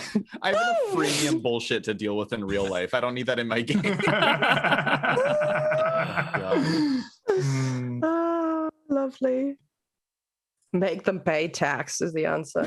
What do I do if my players have enough money? Make them pay tax. That's literally in the DMG. The DMG says tax your players. Have them pay off Warrior University for the next 40 years. Taxes are okay. Hold on. As long as you're like careful about how you handle the structure of it, taxing people is fine. Like that's upkeep, right? Like once a year. We're talking in D&D or in the real, like which one?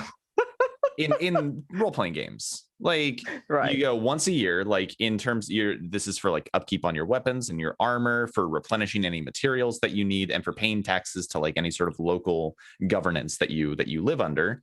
Once a year you pay this much, and this is like all your upkeep bundled together at once. So make sure you make this much money and have it set aside every year. And what if they don't? Then they go destitute. Maybe some things break. Maybe they get maybe they're in debt, and that's going to create problems. They might have to get some money lenders. Or maybe someone starts growing bean monsters in their backyard when they're not looking because they haven't paid the taxes. Yeah. See, magic beans. They're problem solvers. Oh my god! What about the tax? Okay, what about the guy who comes to collect the taxes, right? And he's just this ordinary dude, right? And everybody's like, well, what is he gonna do, right? So he just walks into your backyard and plants the beans there. If you don't pay your taxes, right? That's it. And he's actually the scariest motherfucker because you never know when he's gonna show up and plant something. You're like, oh no, That would be I'm gonna pay my taxes, or I'm gonna be eaten by a purple worm. There you go. Oh my god. Oh Jesus Christ. Oh, See, am I changing your tune on magic beans? Yes, yes, I'm absolutely. My next text person is going to have magic beans. What does it matter if you don't pay taxes? Well, you're gonna learn pretty soon. You know why it matters to pay your taxes. Imagine threatening somebody with beans. You're like, don't make me plant these. Oh, Greg, I have one that I think you might specifically like. This is a rune quest item right here. It's called Jeweled Notes, which is a magical harp that can be used to create various magical effects, assuming you can successfully play the harp. But assuming you play it, there are various like buffs you can give the party based on the song you successfully played. I like it. Yep. I know you're big on your song magic. Yeah, I like song magic a lot. Yeah, I'm partial to bards and song magic. I think those are cool. I promise you, no player will ever use it. But I think it's neaty. Oh, you know what I gave somebody that was actually kind of cool? I gave somebody an instant fortress. I don't know what book that's from. Oh my god. That actually broke one of my games, so it's good that you bring it up. Go ahead. That was one of the ones I got on the deck of many things, actually. They just suddenly had a fortress, and I was like, But the instant fortress is like an iron cube that you carry around, and it is a full fortress, right? Like it's just like you throw it out, and this iron cube, it just grows into this giant iron fortress, right? And it comes complete with like defensive crenellations, and you can keep all of your wealth and treasure and food in it. It was great. I loved it. They would like go camping, right? And they would just take their home with them, and they would just like go out, and they'd be like, we've gone far enough for today. Grow! They would just grow their fortress out in the woods. So you can ungrow your fortress? You can like take it back down again? Yeah. You speak a command word, it's an iron cube now. What happens to the people inside when you condense it? Let me read my notes. You can accidentally find out Jeeves had a bad time suffocated after packaging. You know what? I didn't have notes for that because they were outlaws and no one worked for them. Like everyone hated them. Yeah. They were just this was their mobile fortress they just took with them. At one point they showed up outside of like a big city, and then they just grew their fortress like across the river and stayed there for the night. I've always liked the idea of that, but with like the extra dimensional ones, like those is it Mordenkainen in D&D who has all the different like levels of like the magnificent mansion and stuff. I hate it's always been just a disappointment how high level the really cool ones of that are, because I love the idea of like the party just has a mobile mansion that they can move around in. Yeah. Or move around with. I should do that as a magical item someday, because it doesn't have to be a like house. It can be whatever you want, right? With my party, what we had was our own little island. It was like a vacation island that we were carrying in a bag, right? Like a dimensional. It was like a portal. a portal to our own little vacation island. So whenever we felt, and obviously it has limits, like you can use it once a day, and then it has a cooldown for that time, and you can only stay in there for such and such long, right? But then you can go to your little vacation island and just have some rest and respite and some RP moments, and then you go back into the cruel world after your vacation, you know? So, yeah. Could also be a little tree that you plant and that grows into a giant tree. There's like plenty of items you can make, which is you take. I think the nice thing about it is that you take your base with you, and you could do things like grow your own beans in the kitchen there, or have. I mean, if you want to, you could have people live in there, and you can carry a base around with you without being attached to a certain place and be like, well, I have to travel back to Reventer again because my whole household is there, right? So you can take NPCs and other stuff with you if you wanted to, and build relationships throughout your travel if your campaign is not set in a way where you always need to return to the same place, right? Pretty good. You're just enabling the greatest murder hobos of all time. I mean, sure. If that's what you're playing with, right? I mean, that is who I play with. Yeah. Looking at you guys. Whoa, hold on. Look, one time, Neal, and I get branded forever. Yeah. I was just thinking about the extra dimensional one, like, and imagining the idea that you have like a magic item that's basically just like an openable or closable door to that extra dimensional space that you can carry around. But once you go inside, there's 3 doors, like 3 doorway entrances, and you only have one of them. So who has the others? Oh, I like it. Who else is living in my mansion? Oh, that's a really cool idea. No, that's so good. Here, but like, who could show up in the future, right? Like, can you? I mean, if I got that key. Oh, what if it's a key? What if you have a key? And you have a key, and then it opens one of the 3 doors. Yeah, that's what I mean. All you have to do is have the access key for one of the doors, and then you don't know where the other ones are. You don't know if anybody has them or not. Yeah. Oh, and you put it in any door, right? You put your key in any door, and it leads you there. That's pretty good. Yeah. I'm gonna get some coffee. I'll be right back. Alrighty. Oh man, you could do so much with that too. Like, where is the mansion? It could have secrets in it. It could be a dungeon. Oh. I was imagining putting it like right on the astral plane. Like, you've got windows that look out into like the empty void around you, and then like occasionally you just see weird things floating through space. Yes. Oh, I saw an anime recently. I only saw like 1 episode of it or something. One of my friends showed it to me. They're like, you might like this. It was like a high school that was in the astral plane or something. It was all Langoliers, man. It was just like a black void everywhere. They had like maybe psychic powers. That was, I don't know. Sorry. That reminded me of that. It was cool. I've had this discussion a while ago, which is also, I think planes are a weird concept in D&D, and sometimes it's difficult to bring them in a way which doesn't make the game feel suddenly weird, right? For example, if you have a traditional Viking-style Nordic gritty world, and suddenly your people are going off to a different world through a portal, and are suddenly sitting, in flame space world, things can get really weird sometimes. I've always liked the astral plane because of that, because it feels like the easiest one to slot into most settings. There are so many interesting ways how to fit planes into your world, right? And which planes to include and which planes to exclude. I think that's a really interesting discussion to be had as well. I've thought about a campaign once, which doesn't need to be a long-term campaign, but which would be a planar campaign, which is similar to, if you've seen John Wick.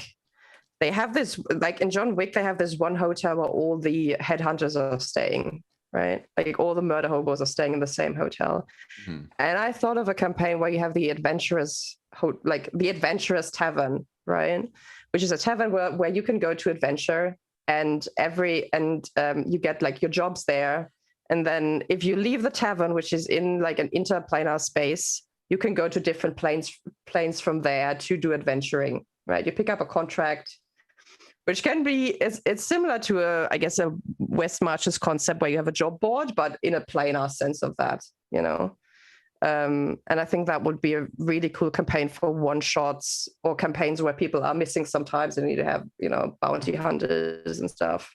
For a non-consistent campaign where you don't need to have one string of story to unravel, but different quests and stuff to go on. I think that would be a really cool thing. And then you can include a lot of planes into it without it being really weird. And you can have your players explore many places they probably wouldn't see in a single campaign, Yeah, no, I've always liked the hub and spokes. It's like one of my favorite campaign settings that I've played in was I can't remember the names of anything. It's the world at the center of the plains and Wizards of the Coast, the Great Tower, all the doors that lead to different places. It's ruled by the Lady of Pain. It's a great little like hub, and then all the spokes. Yeah, Sigil. I like playing in Sigil, and that just sounds like one building Sigil, right? It's just like, let's condense all of Sigil down into the tavern, and then go plane hopping, which is great. I've always loved that campaign. Yeah. I like the idea of you brought up the Viking world and then hopping into like the elemental plane of fire. I actually think that's a really cool idea to have a kind of merger of this like fantasy element with almost like science fiction.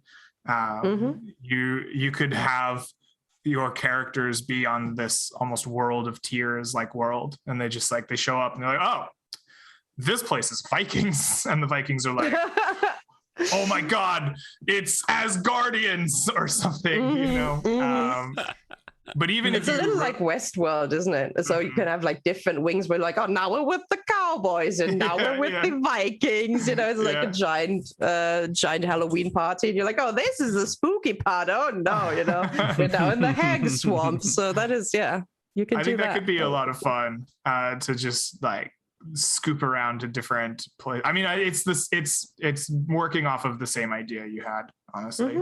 You could even reverse it.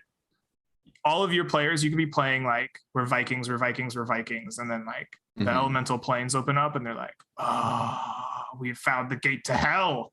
And they go inside, they're like, oh, this is the realm of the gods. That would be cool. I'd be down with that. Oh, Eric the Vikings, interesting movie. Yeah. That's worth a watch if you haven't seen it. So with all these campaign ideas, eventually we're going to see on Lag, Faye, and Sean as DMs. Are we going to see one of these concepts for Lag? These ideas are conducive to short-term games necessarily. Maybe they are. I don't know. Do either of you know what you're... I have a short-term campaign plan that is akin to what we just talked about, but not on that scope. It's planar and it's different, and it lends itself to a short-term campaign, I think. But I don't want to talk about it because I don't want to spoil anything if I actually do run that at some point. Good way of dodging the question. Well done. I don't know if I want to run this or not. I was thinking about running like a game set with like a big religious schism between the gnomes who rhyme and the gnomes who don't, with it being a very bloody schism. Like take the joke and like run with it in a very dark way was what I was thinking, but I don't know if I want to do that. That does sound like a Sean campaign. If you asked me to describe what I think a theoretical Sean campaign would be like, I would be like, well, there's this joke, right? And we're going to treat it like it's the most serious thing in the entire world. And like people are going to die for it. That sounds like a Sean campaign. There was a thing like that in Dragonlance somewhere. Yeah. So gully dwarves are like the dumb dwarves in the Dragonlance setting. They're like really stupid. Like they're called gully dwarves because they like live in ditches and alleyways and gullies and shit. They're dumb. Yeah, that's for hobbits, idiot. Right. They're super, super dumb. They're like my kobold dumb. My kobold's actually deeply inspired by gully dwarves. And they have a phrase that life like soup. It's a phrase that they have. And it's in one of the books somewhere, they talk about the like gully dwarves of two different tribes, and one of them says life like soup, and the other says soup like life, and they get into like a heated debate, and they fight each other over it, and they become like the soup party and the life party, and then there's a short-lived like party where like life soup, and then they disappear after a little while, but. There's a whole little life of Brian, where one part worships the sandal that has fallen off, and the other part worships the vase he touched or something. They're trying to figure out who's right, and it's both just junk items. He literally just touched it, lost it. I thought a little bit about whether I wanted to do. Yeah, it's good. Whether I wanted to do a halfling campaign. But I feel like Ryan would crucify me for that. I'm not sure why, but I feel like he would be down for a halfling campaign. But I think it would be a lot of fun to just be like, to explore that, because you never do that. Or like, at least in Neal's world, I feel like halflings are always this farming folk that is nice and funny, but mainly keeps to themselves, and there's not much to explore there, because they're kind of the boring farmers. So I think it would be really cool to have a mini campaign that only deals with halflings, but I'm not sure if that is too silly to deal with on lag. So, we can do it. Ryan can suck it up for 5 sessions. Lag maybe if I give him a really cool weapon, he's got to be fine then. I would love to do the level 0 finding. halfling campaign. We're all a bunch of like halfling fighters trying to defend our farms. I'd be down for that. I'm 100% on board.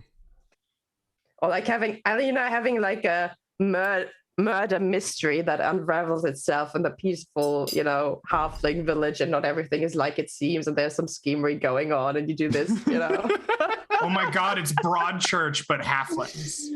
It's Broadway. Possibly. I haven't seen it, but something like that. I'd like that. I think that would be cool.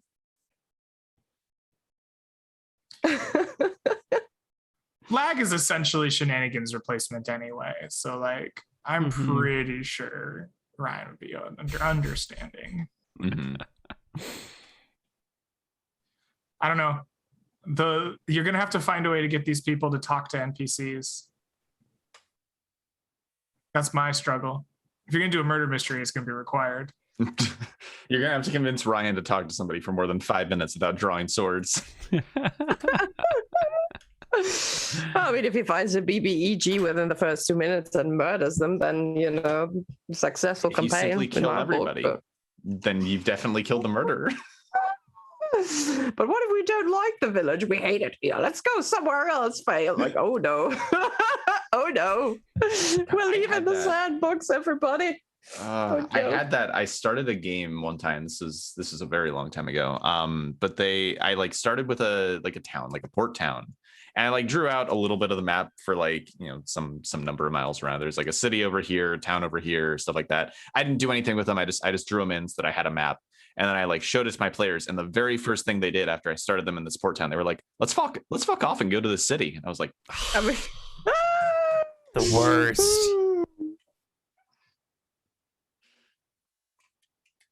I'm down to play a murder mystery though. It'll be fun. I just realized I messed up. I've been threatening to force you all to play Made RPG with me for like years, and this was my opportunity. I should have just made Made RPG campaign and called it Dungeons and Dragons. I played Made RPG once. That was a time. You meet the dryad and she says, "Ooh, master, what can I do for you?" No, you don't understand. In the Made RPG, you play the maids. I know, but you have to introduce us somehow. Like, what can I do for you? Come help serve the nymph with me. God. No, I would have just showed up with like a very stern Sebastian-esque like black suited bastard sending you on quests that were more and more ridiculous. Made RPG, yeah, it probably worked for that. Like for a five sessions at most, I think Made RPG would fit in there pretty well. I mean, with how hard I cringe at some of the stuff we say during sessions, I don't think Made RPG would be that much of a detriment to play. But where does the ogress keep the spyglass, I wonder? So I mean, we'll be fine with the. Oh yeah, that was Jesus unfortunate. She's only wearing a loincloth, everybody. Oh, Let's talk about it. Oh boy. I'm like, no, we're Jeebus. Oh god. Yeah, no. But to be fair, if you work with customers, do you really want to play Made RPG on top of that? Like I feel like all fucking week, all I'm doing is, pleasing customers. So I really don't want to play a maid at the weekends on top of this. That's fine. Yeah, I'm not sure how I feel about that. To be fair, I had never threatened you with Made RPG. It was mostly Nick and Ryan and Neal. I'm glad that you didn't think about it until it's too late. No, I wanted to Made RPG. I get to play it, and I don't have to play the butler or the mains. So you get to have people serve you. I'll think about it. It's a fun little one shot, 1 or 2 shot. It's silly. If you are not into like anime at all, you probably will not like it so much because it's very much a just like let's be as anime as possible type of game. I've been enjoying the direction of lag though. I intended you to have a little bit more of a like leave town, come back to town, leave town, come back to town style, but it's been good. I think we're getting places. Oh, I could run a mouse guard game instead. I like mouse guard. And be like, are you gonna make me draw my character? Of course, you have to. Everything that's not drawn is not on your character. That's how it works. But that would be nice. So we can go to the tavern. Yeah, so that is the rules of mouse guard. You have to draw your character, and it only has what's on it's what you've drawn. All right. So you can literally hold it up. They're only mice, so they can only carry a limited amount of items. So you'll never find a mouse that's entirely packed with shit, right? You have to make a decision. There's no pack rats in the game? I mean, you could get a hair at some point, but that's some serious high-level shit, So the worst part about playing Mouse Guard is when you learn that everybody that has invited you to play Mouse Guard is in the art school and you are in the engineering school. And so I got pissed off at them and I told them, "You wait here." And I went to the engineering room and I got the AutoCAD out and I made a mouse. Printed it out and I said, "This is my character." I actually have an example right here. So what you got for us? Oh, it's very adorable. Nice. Huge fucking ears. This is my mouse. She's carrying a little scroll where she can take notes for when she's traveling and a little piece of chalk. And she has a stick with a sling on it that she carries. And she has her green guard cloak on. And then she has a little bee brooch, because her parents are beekeepers. So that's what she has. And she carries that on her. Thanks, beekeepers is adorable of a concept. If I did it, I'd probably give my mouse a rapier made out of a toothpick. You can do that. Like that. I think it would be really cool to play. I always wanted to do that. Play one D&D campaign in a world where you are tiny. You don't have to be a mouse. You can be a normal, you can be a pixie or normal person that was shrunk or something, and then try to come up with creative ideas to make your way through the world and have threats that you can accomplish as small people. I think that would be really fun if you can make it fun. I think a lot of work, but I think I'd be down to play that in a tiny world. Would you be down to DM cool. that? Maybe.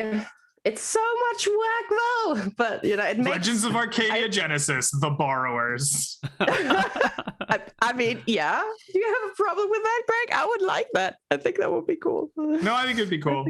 I'm down. Cool. And you're trying to save the world from some grand disaster nobody sees because the big people always overlook everything important. Oh, I would, if I ran that, there would be no grand disaster. You would just be like in eternal war with the house cat. Oh, you would have like the house cat as a big bad evil guy. You're trying to solve the mystery. Who stole the last sugar cube. Yeah, That's the stuff you're dealing with. Yeah. It's like, yeah. that would be so great. And then as a reward, you get the giant golden button that you can use as a shield, and it's your magical item. I'd be down for that. That would be so cool. Yep. Ryan can get a sewing needle +3. That would be great as a weapon. I think that would be great. There's a great like barn owl in the backyard that just like hunts the land. You don't go out there. It's like the dragon of the setting. Mm-hmm. But it has a nest full of like twigs and other things that like are nice and valuable.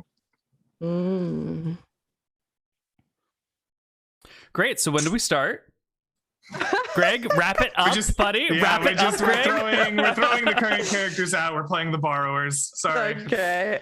Apparently that's okay. I'll think about it. That was not what I had in mind. I mean, not for you guys, but I'll think about the borrower campaign. Maybe we're gonna do that. I mean, You don't have to run anything. You don't want to. There's no. I know. I'm just, I'll think about it. I mean, if I were to run the campaign, it would be a lot slower. Like, I haven't run that many games. I'm not that firm with Roll20. There's going to be a lot of fumbling, and people are, like this. I can do a nice story, but my combat is going to be a little whack. But I don't care too much, to be honest, since this is just us, shooting the shit and hanging out with each other. It would be fine. I'm not too concerned about that. I'm just going to put a disclaimer at the very beginning of the show, which is like, Faye would not like any advice on any of these issues from anybody outside of the show. Your concern is much appreciated, and I do love that you want to help me out, but I do not have the time in my life for this. So, thank you and goodbye. I'm just going to put that there. We're going to run it. It would be on every break screen. Do not talk to the DM. And we just auto-delete all the suggestions, which is like, well, you can actually, change the dynamic lightning if you just go on the cogwheel and then... No. I'm not here to learn. Not here to learn today. Yeah, it's going to be great. I'm looking forward to it. Nice. What about you, Sean? Grand plans? Nah, I don't make grand plans. I think about 2 weeks in advance. That's about as far as I can go.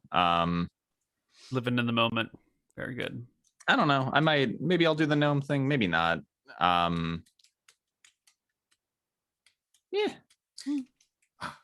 The worst thing ever is I know which side of the war I'm on, but I can't. What? The mind is willing, but the mind is also weak. What? I can't rhyme. I'm horrible at it. Oh, that's what you mean. But I know what side of the war I'm on, but I can't. That is honestly my biggest hesitation with the gnome thing is like, I don't know if I could rhyme.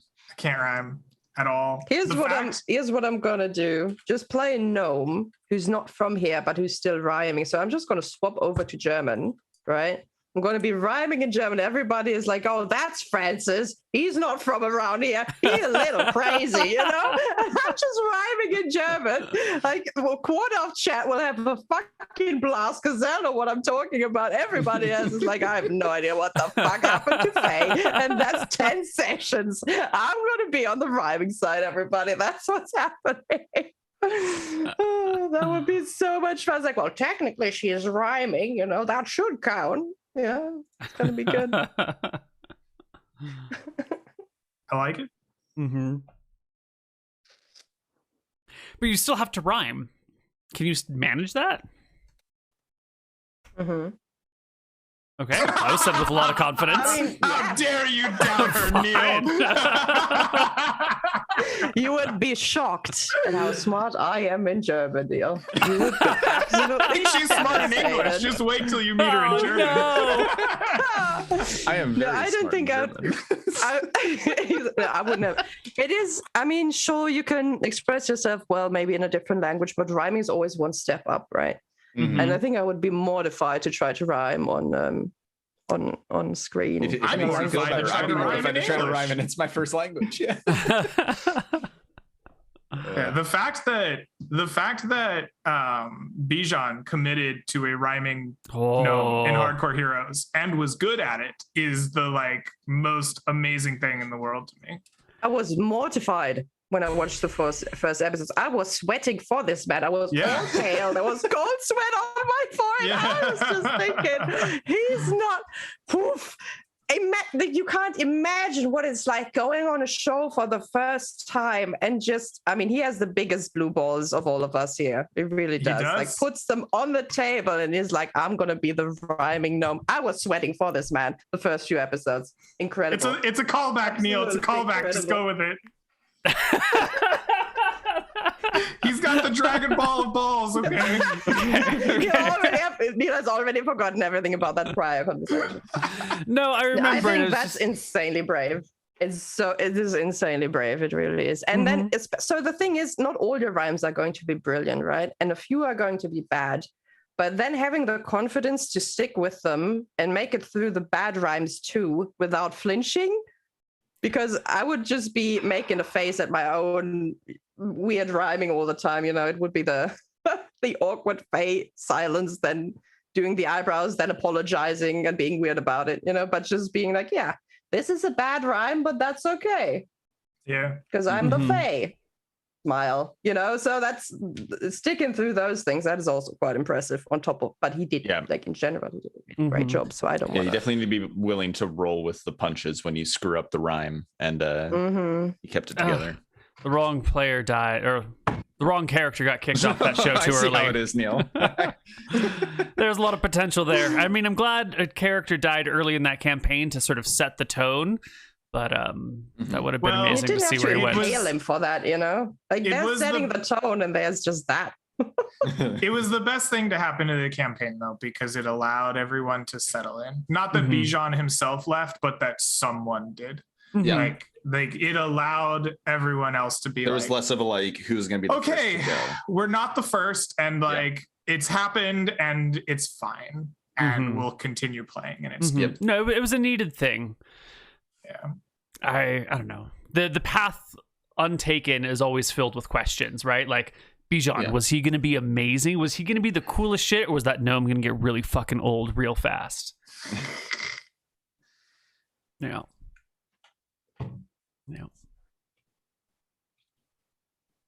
Well, it's been about 2 hours. I think this is normally scheduled as a 2-hour event. We can call it here if you guys want. Technically, we're at the ending point. No, that works. I gotta get ready to LARP. Ooh. Fun. Beat the hell out of those other kids with foam swords, man. You can do it. I believe in you. I think they're uniformly older than me. Beat the hell out of those geriatrics with foam swords, man. I believe in you. Everyone, what was it? Chant for Sean. Give him your energy. All right. Well, we will be back next week with some lag. Was there? Are we? No, I think we are off until September. I think it's just like off forever. Like you and we canceled Ryan the show. We gone. haven't. Yeah. Okay, I think so it's the 5th week. or the 12th. I don't remember which one. I don't think I can do the 12th. My brother's bachelor I hope it's the 5th then. Yeah, I have the 12th marked down. I just want to say there hasn't been a single session cancelled because of me so far. So I'm having a great record. Well, I think we're generally good to play as long as only one person has canceled, yeah? So, no, but this was... I thought that was the case, but I think we're good been... until...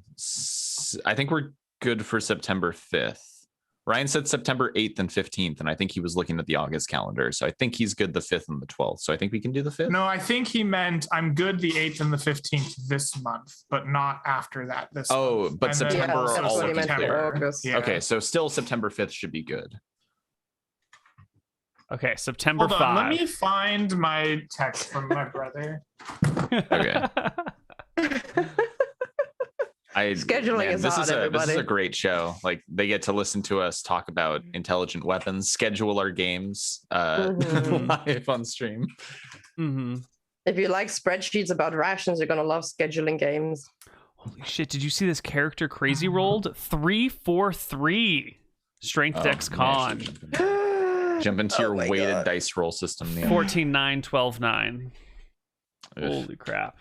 this is not a great character. No. Oh Ooh, boy. I No. can live. I mean, Faye came out okay. I'm yeah, I satisfied. can't carry shit, but at least I'm kind of nice, I guess. Yeah, I think you So- can become a petty tyrant with stats like that. Oh, fine. That's okay. 5th is good. 12th is I will be in Bend. Okay. Okay. I have marked the 5th of September as our next lag session. That is not next week, but the week after. Nice. All right. Day before Labor Day. Oh. Shit. I don't know if I can do the 5th. Oh god. I mean, here's the thing. I'll be around, but there's this really, really big event the previous night. And so I might like show up to session and just like curl into a tiny little ball and let you guys run things because I don't think I'll be getting any sleep the night before. I thought you were gonna say you'd be hungover. Same, you know, whether it's a sleep hangover or a sugar hangover or like an alcohol hangover, it's some sort of like I did bad yesterday, now today is punishment. They come in many forms. Mm-hmm. It would be irresponsible to play on the 5th. All right, so you can't do the 12th. So we're looking all the way to the 19th? Holy shit. I'm Well, just gonna leave a nice, you know, we got room for another nice chit chat, I old guess. meme in all the chats. All right, well, we'll think about this and figure it out. They don't need to hear us talk about this nonsense. Yeah. There you go, chat. That's a great There you go. meme. That's all the discussion. That's a great meme. I love it. I love it. That's pretty It's good. especially good because it is the 5th. That You is got the so dates good. right. Oh Yeah. my God. Yeah. Classic. Didn't even edit that shit. All right. Well. Well, we're Let us out. know in the comments when you watch this. What is your favorite tiny magical item that you've made? Please inspire us. Also, if you have great ideas for really small campaigns, we would love to hear them. Let Like, Faye subscribe, know hit about that some notification rules minutia button. that she got wrong. Also, Yeah, let us know please, when but you can put make in our the D&D pages, sessions. guys. Put in the pages, guys, if you want to criticize someone. Okay? Put in the page. I'm joking. I don't want to You're read gonna that come after shit. the king. You best not miss. Well, actually, I don't know. I think the clerics. No, I don't want to talk about clerics anymore. I'm done with that. But yeah, there is some merch out from the Fro people as well. I have personally bought a really lovely kobold shirt, a Nimrod shirt, but I also like the group walking down an icy path. So you should check out the merch stuff if you haven't yet. Yeah, and support Neal because he, gives us the opportunity to hang out with each other on a Sunday evening. It's not like we have anything else to do on this day, so. No, I'm kidding. I'm very happy. I love these people. So, as snarky as I am, I'm having a great old time always. Wait, how does this work? You good, Sean? Oh, there we go. Yeah, there we go. There you go, Neal. What is it? I don't see it. Send it. There we go. Oh, there it is. Welcome home, Edgar Allan Bro 2. What happened to Edgar Allan Bro 1, by the way? I never had that account. somebody stole it from me. Why is there an E in Bro? Because it's Poe, Edgar Allan Poe. Okay, so it's just to fit better. It's a Because you could have left off the portmanteau. E. I thought Okay. it looked better with the E. Okay. All right. Well, then that's Look, it, everybody. I was in high school. We don't make good decisions when we're in high school. Yeah. Tell me Did about Twitch exist in high school? Yeah, it must have because that's when I made my account. I thought it was Justin TV. Well, there was, yeah, and then there was God, what was that? When did Twitch exist? Twitch came out 2010? when I was still in high school. Yeah, and then what was that other one? It was like OMG. No. 2007. I suppose it did exist when I was in high school, but just barely. Yeah, I mean, it didn't get big for a while. Twitch was like the crappy one for a bit, I recall, and then it kind of took over. It became like Own 3D is what I was thinking of. Yeah. Oh, no. 2007 was Justin TV. Justin TV split the gaming portion into Twitch TV in 2011, which would have been college. That's what I thought. Okay, yeah. I was still in high school at that point, so. Yeah. All Oh right. yeah, you are like younger than me. I am the young one of I'm an this. old fucking man. It sucks. I guess I don't know how I'm old hungry. Faye is, so maybe I'm not. I'm Faye sorry, is a Faye. timeless witch. She's probably older than all of us. Yeah. That is true. I eat children, they keep me young.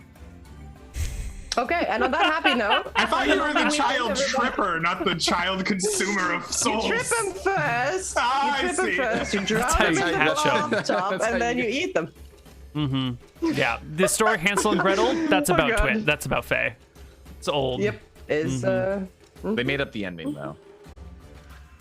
All right, well, we're going to go. We'll see you guys later. Bye-bye.